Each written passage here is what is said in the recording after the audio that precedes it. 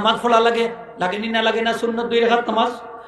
স্ত্রী থাকবার সামনে, স্বামী থাকবা পিছনে, ওলানি স্বামী আগে স্ত্রী পিছনে, আলাদা। বাবিনতে খান্দা খান্দা খাড়া করে নমাজ হইতো না, ফাঁসি লইছ। হ্যাঁ, আলাদা আলাদা থাকবা।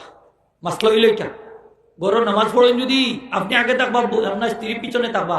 আর যদি মায়া করি বৌরি আগে দিলেন, আপনার নামাজ ফাঁসি দিয়েছ।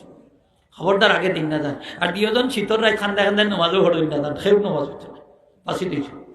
এখন বাসর রাত্রে 2 রাকাত নামাজ পড়ি আমরা। ও রাত্রে আপনার স্ত্রীকে চেক করবা।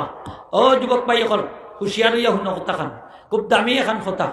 চেক করবা খেনে যে আপনার স্ত্রী যখন 2 রাকাত নামাজ পড়বা, নামাজ পড়তে হইলে তো অজু লাগে, লাগেনি না লাগে না?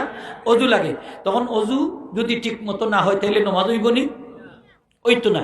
তাইলে আপনার স্ত্রীর যদি নখ পালিশ লাগাইল থাকে, টুট পালিশ লাগাইল থাকে, জরি আলখাত্রা লাগাইল থাকে, তাইলে তো আপনার স্ত্রীর অজু হইছে না? তাইলে অজু ছাড়া নামাজ পড়ছেন আপনার স্ত্রী, প্রথম সেজদা দেওয়ার সাথে সাথেই তো তাই কাফির হয়ে গেছেন, আপনার সাথে বিবাহ বিচ্ছেদ হয়ে গেছে।